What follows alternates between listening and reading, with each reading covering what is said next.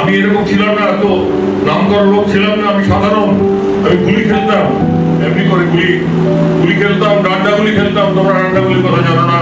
আমি ক্রিকেট খেলতাম, ফুটবল খেলতাম। আমি সাধারণ ছেলে ছিলাম, আমি এরকম ছিলাম না। আমি সাধারণ ছেলে ছিলাম। আমাকে যখন গুরুদেব বললেন যে 108 বার জপ করো, আমি পারিনি জপ করতে। আমাকে তিনি ধমক দিয়েছেন যে তুমি এত কাভার্ড। সত্যি আমি কাভার্ড ছিলাম, 108 বার ভগবানের নাম করতে পারিনি। আমি কাভার্ড ছিলাম। আমার গুরুদেব আমাকে ধমকেছে। আমার কথাটা মনে আছে, আমার লেগেছিল কথাটা, কারণ আমি ধমক খাইনি।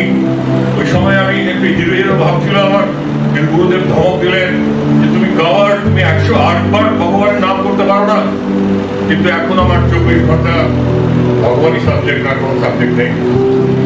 আবার একদিন নরক তিনি দিয়েছিলেন আমাকে, যেদিন আমার এক মাস্টার বোন আত্মহত্যা করেছিল, সেদিন আমি তাকে জানিয়েছিলাম চিঠিতে যে আমরা তোমাকে নিয়ে আছি, যেটা আমাদের হয়, তোমরা কি নিয়ে আছি, আমাদের এরকম হচ্ছে কেন, আমরা ভগবানকে নিয়ে আছি।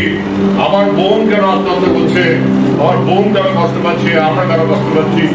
তার উত্তরেও তিনি ধমক দিয়ে বলেছিলেন যে তুমি ভেবেছিলাম তুমি অনেক কিছু জানো, দেখলাম তুমি একটি মূর্খ, তুমি একটি মূর্খ।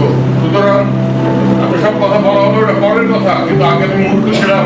তিনি বললেন তোমাকে বলেছি ভগবানের নাম করতে, ঈশ্বর চিন্তা করতে। খুবই সাধারণ, যাকে সবাই বলতো তোর দ্বারা কিছু হবে না, ও কিছু পারবে না। ছোটবেলা থেকে এই কথা শুনে মানুষ হয়েছি, বড় হয়েছি 16-17। তুমি বিরাট হবে। সাধারণ মানুষের সাথে গুরু রেটে কথা। সবাই হাত তুলে আঙুল দিয়ে বলে তুই পারবি না, তোর দ্বারা হবে না, তুই অপদার্থ।